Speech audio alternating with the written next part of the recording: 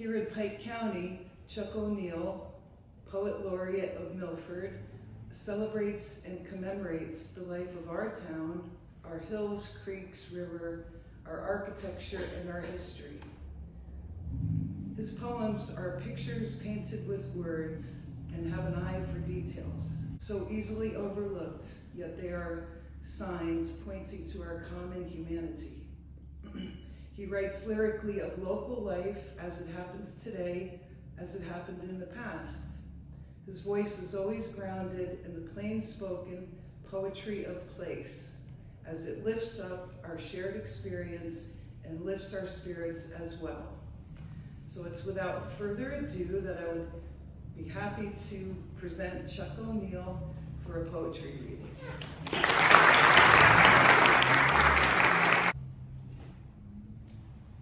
Now's not the best time to die,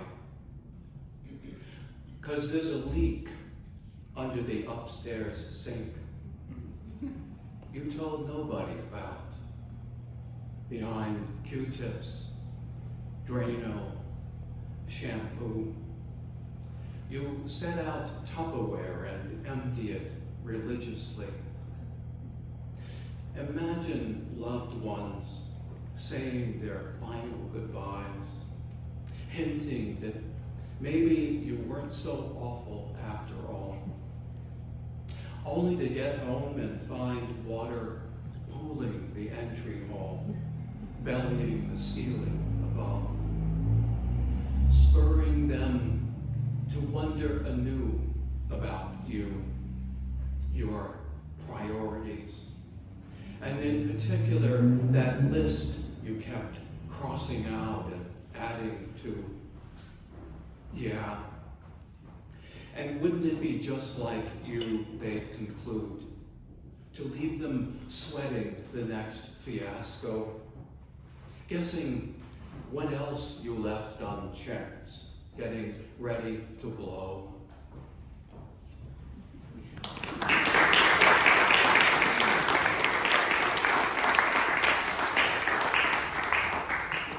That, friends, is what's known as a cold open. You know, live from Milford, it's Saturday afternoon. And just before coming up here, and now it's not even a valid remark, my wife, Celeste, said, "Remember, darling, they're not serving alcohol till after the reading." Apparently that's been violated. Good for you. Thank you, Marie, for that wonderful introduction. And this next poem was originally written for a founder of the Historic Preservation Trust, Tom Hoff, and for a founder of the Milford Enhancement Committee, Dick Snyder, who, as you know, was also a founder of the Greater Pike Community Foundation. Along with them, no doubt each of us can recall others who continue to have a hopeful impact on Milford. It's called Looking Out.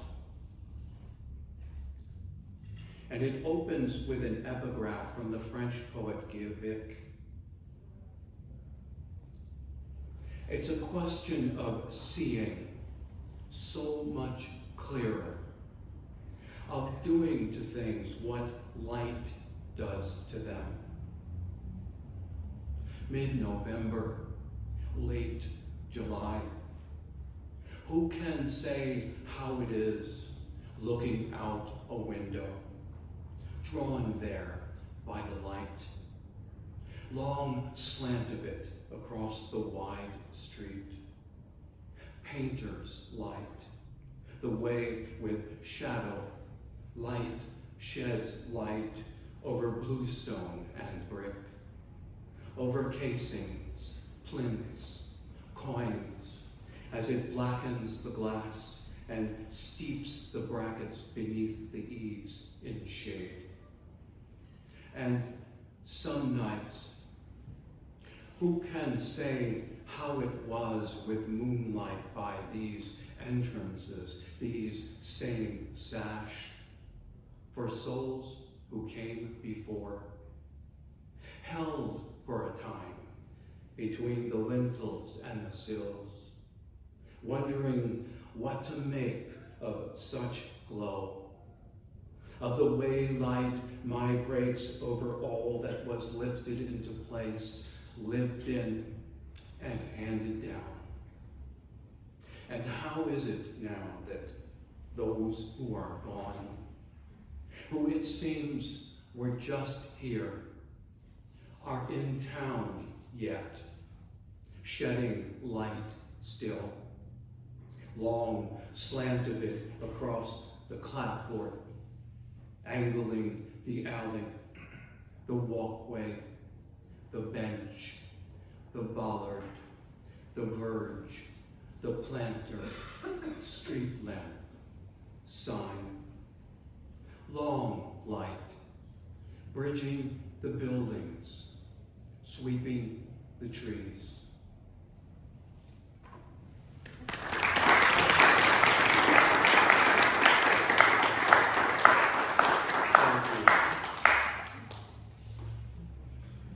Speaking of founders, the voice you'll hear in this next poem is that of John Bittis, founder of Milford.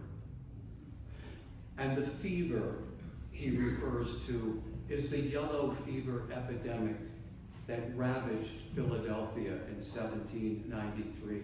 One of the chief reasons he came to this area in the first place.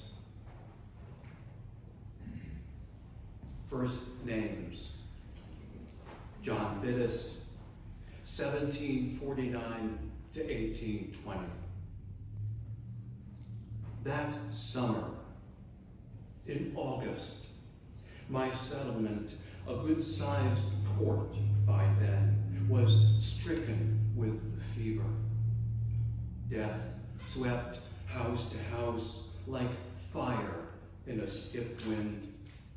Yet, unlike so many others, I was able to remove myself, my wife, my small children, to lands I'd been told about up the river, a fair distance to the north.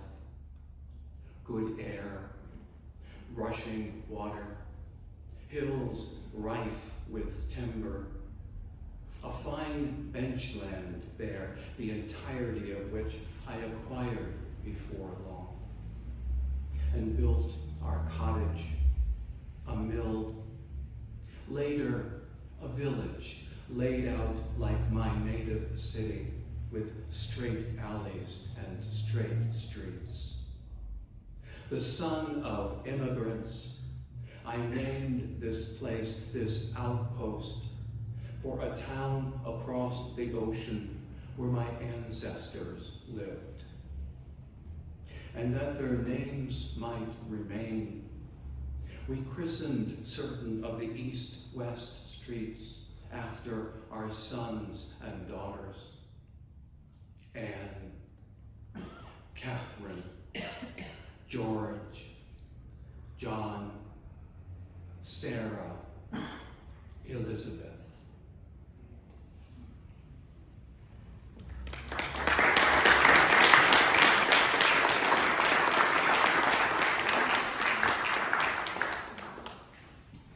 I have two daughters, one Sarah and one Elizabeth. This next poem I wrote for my best friend in college, Paul McNeil, who died too young. And it was an honor to read it not long ago at a service held in Milford Cemetery, where the poem originally came to me.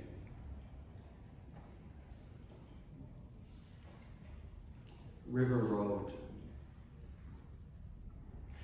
You saw early on how the road begins north of us, where the river begins, where water from the lake tumbles together with water from the hills, and how one road threads the interior and winds down along our drop-offs, rapids, wide pools, and levels up with the falls and the sometimes flooded fields, and scrolls through the oaks and switchbacks as it rises above the ledges.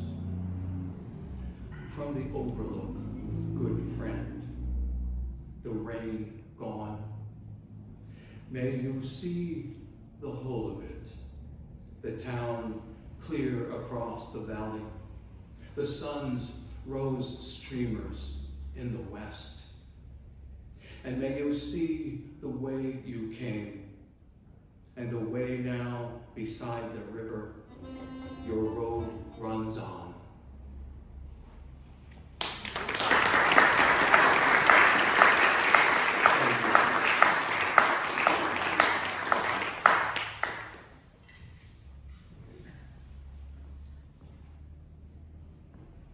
And now, this is a little sequence of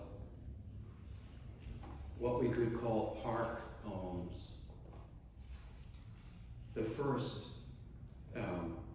takes place on the east side. Cheering. It's a Saturday game. Parents lean against the link fence, stand in the bleachers. A young dad barks non-stop, and the umpire, a volunteer fireman, I think, seems to sweat every call. I consider going over to the dad when the inning ends to say, I remember when an ump ruled my son's first home run a double, and I yelled till he tossed me out.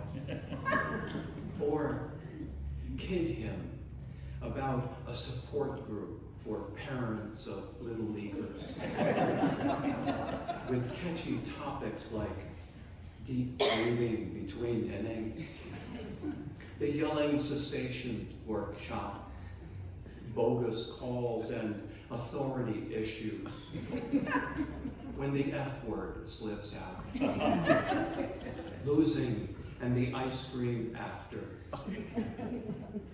But I can see he's wound too tightly for laughs just now.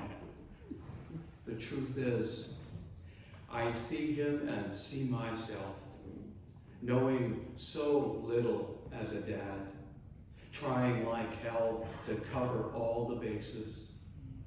My yelling wasn't as hereditary as I'd once imagined, though the Irish are a mouthy bunch.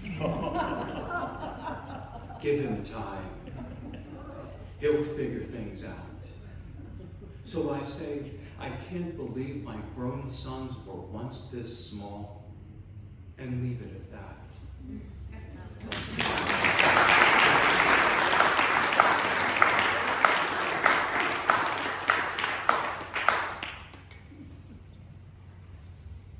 To the west side now. Snow day. Two girls at Ann Street Park. One in a light green jacket with a shovel. The other in a red sweatshirt that says Lady Eagles with a ball. They clear part of the court and talk and take shots.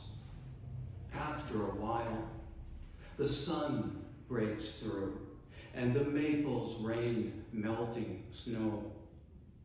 A few blocks over, a woman plans to leave the one who swore to God he wouldn't do it again. Now the girls make their way up 5th Street, turning left on Catherine, talking the whole time. Middle schoolers, somebody's daughters.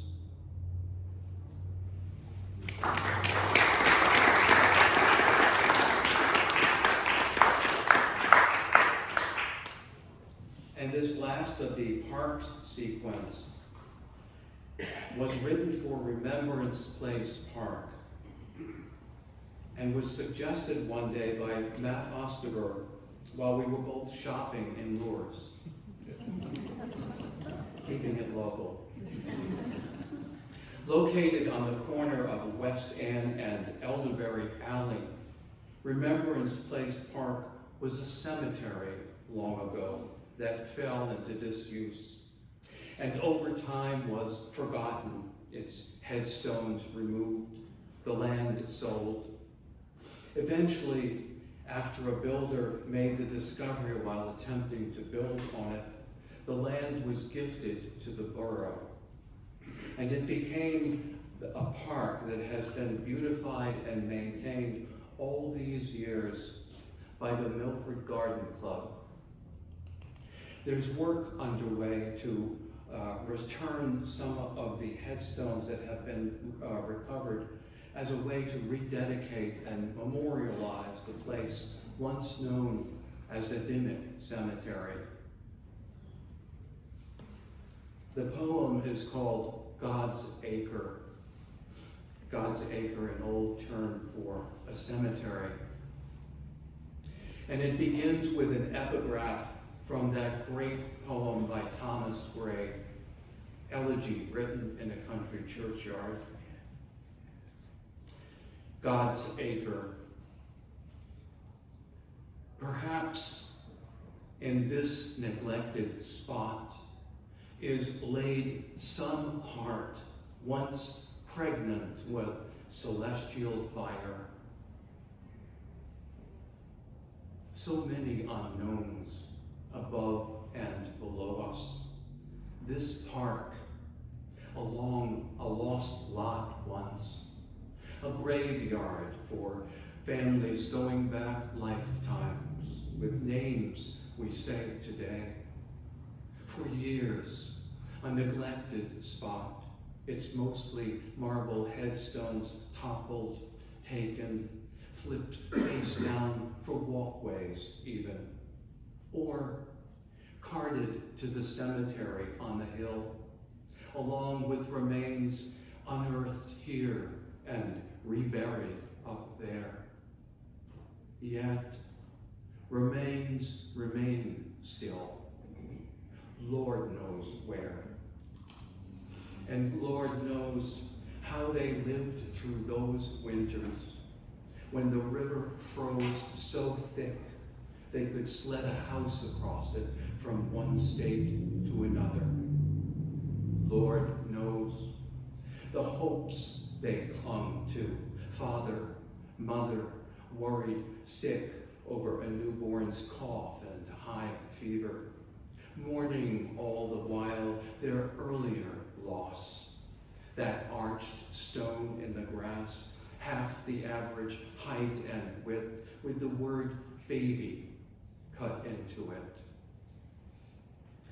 Praise for this garden and for its gardeners, and for what flowers, shrubs, and trees say about devotion, and for what these worn stones say about a small town, the way it goes on ending and beginning again. And bless those who remember to remember the sons and daughters of sons and daughters, souls beyond names now, locals to this day.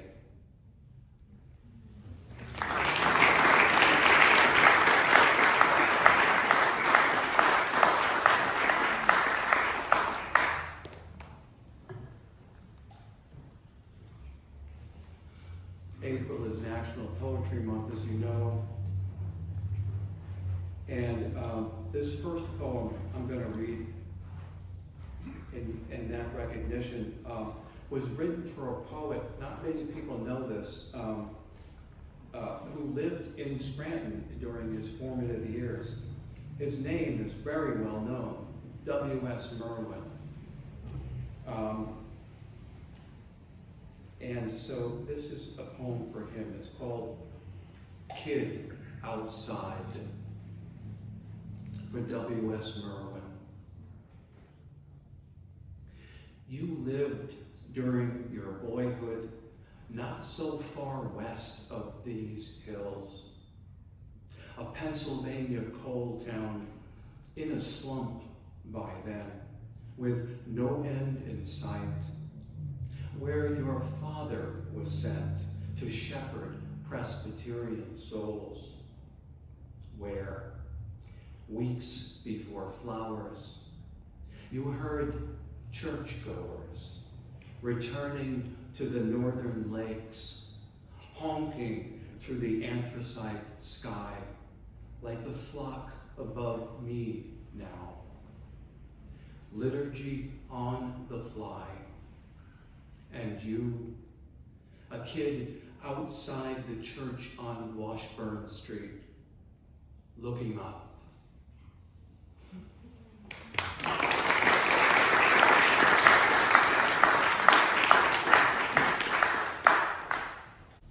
And the poet in this next poem needs no introduction.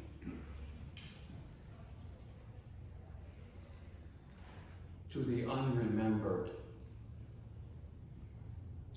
I had a dream about Emily Dickinson, the only poet I've ever dreamt of, except for that cameo by Robert Bly in A Nightmare, stemming, no doubt, from the biscuits and chili I ate before bed. It felt as if she'd sent for me, and we never leave her room upstairs in her father's house overlooking the unpaved street. Afternoon, and it must be spring because she has her windows open and the breeze is scented with lilac. She's in a long dark dress, not white, as some scholars assert.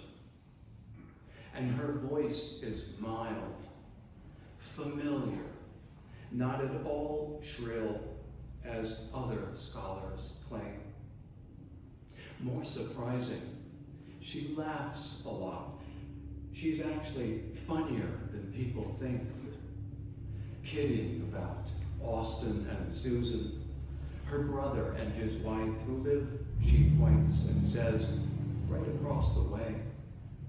Though suddenly she stops and watches without a word as a woman who's lived a long time alone walks past with her two small dogs. The sun nearly down now. Amherst goes quiet. A carriage below, its horse clopping, bells calling for vespers. Not the best time to ask why she writes with so many dashes.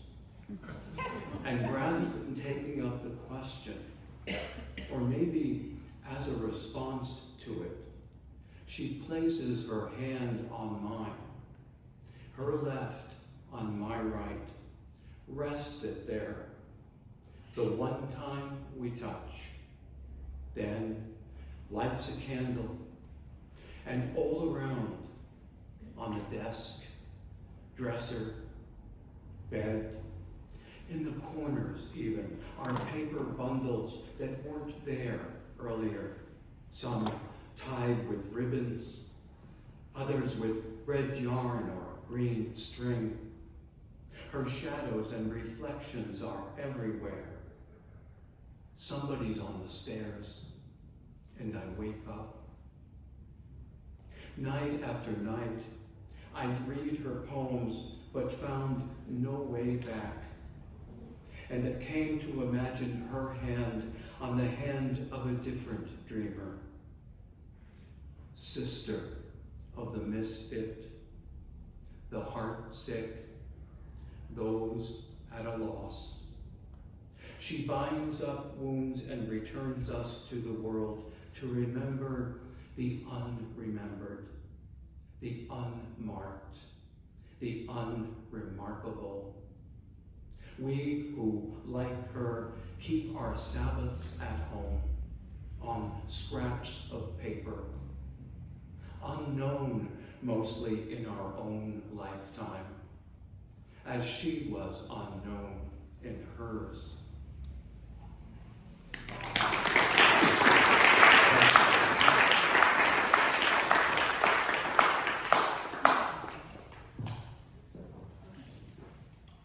She wrote over 1,700 poems, and only about 6 of them were published in her lifetime.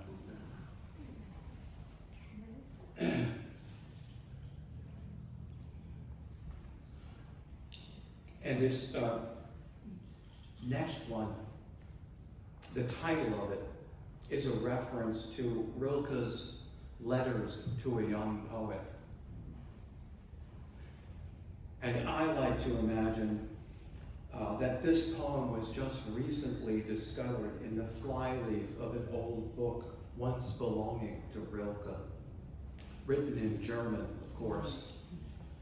So this would be a translation of it in English. Note to a young poet.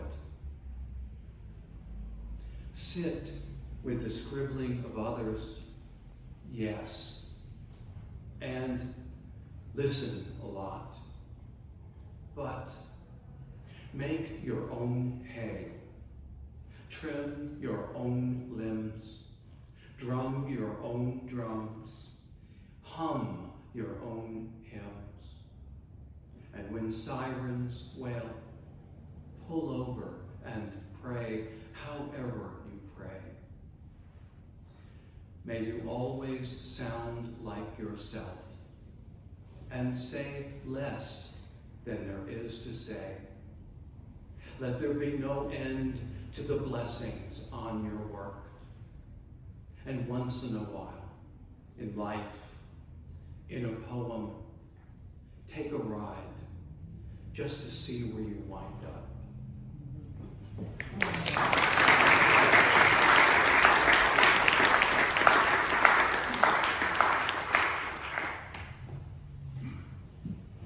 And as I mentioned, it's National Poetry Month, and it occurs to me that in a very real sense, we also, by extension, celebrate our First Amendment, a fundamental principle that separates us from certain other countries, where often there are consequences for an author who would write, and especially read in public, even a poem like this, which was written after the invasion of Ukraine. And by the way, I should say, the cover of this book was drawn by a Ukrainian artist, Tatiana Rosakova. It's called Sister Cities. Days of thundering surf, and the seas finally at ease. A full moon lays light along the tide, the beach, dune grass, and glows the trunks and the tips of the palms. Across the water, an ignorant army with a history of domestic violence pounds the hospitals and schools. Sister cities, flesh of its own flesh. The sea is calm tonight. Country music drifts down from the balcony above, and someone's cooking with curry. No emergency vehicles wailing by, and stocks seem headed for all-time highs. But the shelling we see hits too close to home. might as well be pummeling loved ones up the coast.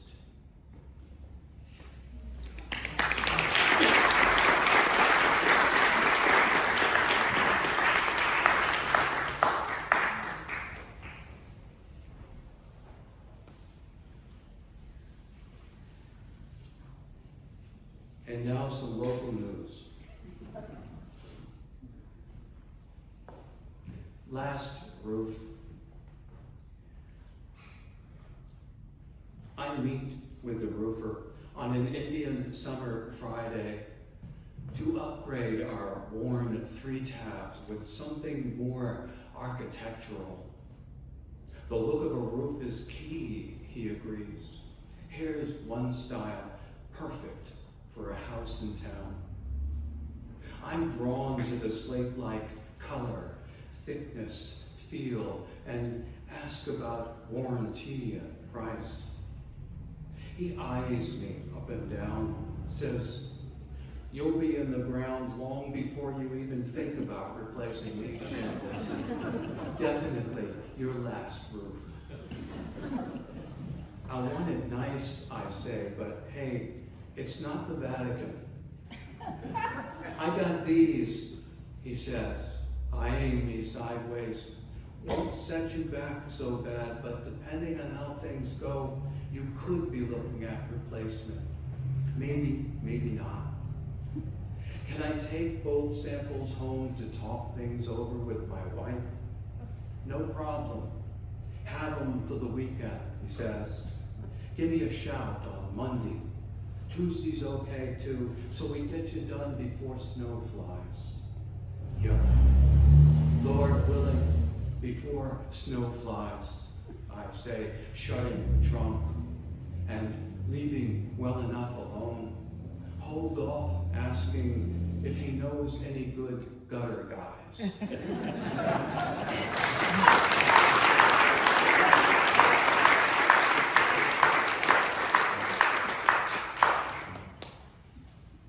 That actually happened.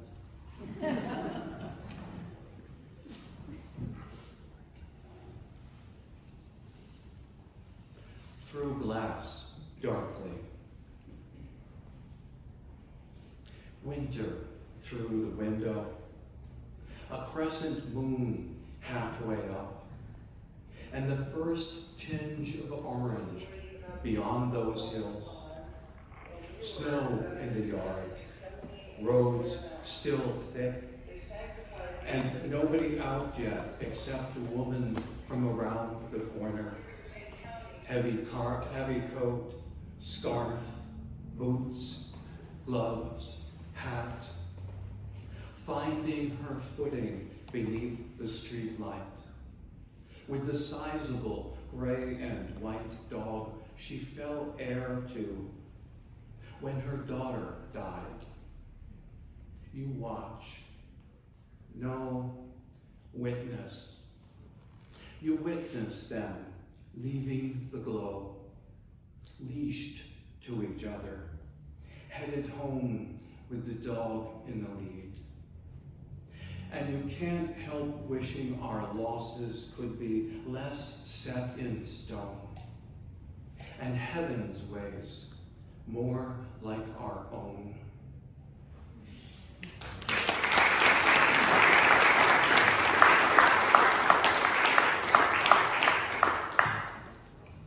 That's one of the ones back there on the wall. And since we're here in this amazing gallery,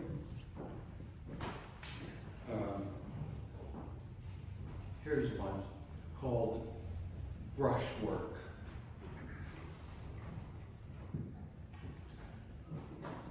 A weekday morning in April, feeling like March still. And outside the diner, a man and woman embrace, a long embrace, traffic motoring by. The man says something, reassures her maybe, kisses her on the cheek. She goes to her car, he to his. Not something you see this time of year in a small Pennsylvania town. Bluestone skies, wide swings in temperature. Most of us head down and one foot in front of the other. Thank God an artist witnessed them from that little park by the pork store. Somebody who paints daily wonders, like the man's worn tan work coat, the woman's powder blue puffer, neither of them wearing gloves. Someone who knows the menu, and probably too the waitress, standing by the door in this unframed oil-on board propped in the gallery window, staring out at the man and woman in the parking lot, holding each other.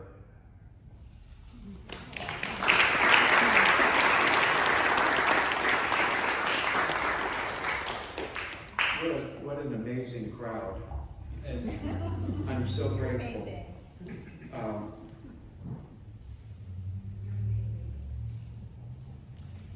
And I want to thank everyone who made this reading a reality. There's a lot of work that went into it. And a reminder that we'll be selling books there back by the fireplace, with all proceeds going to the Greater Pike Community Foundation, which Celeste and I will then match.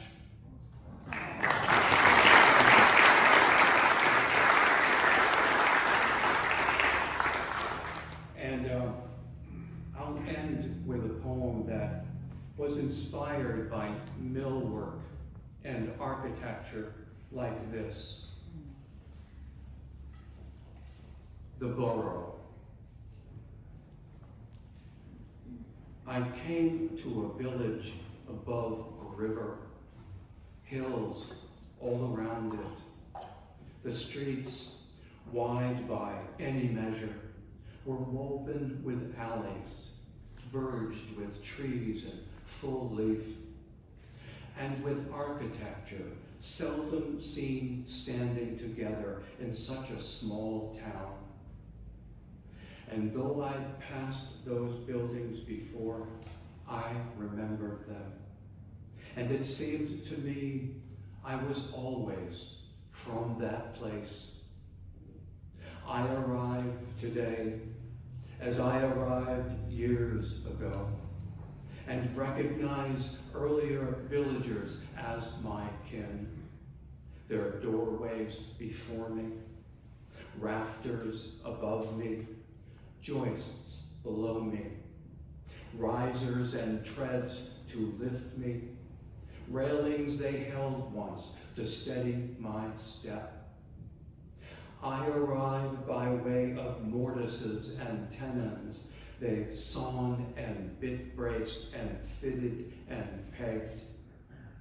All the handwork living in the buildings, holding things together. Thank you.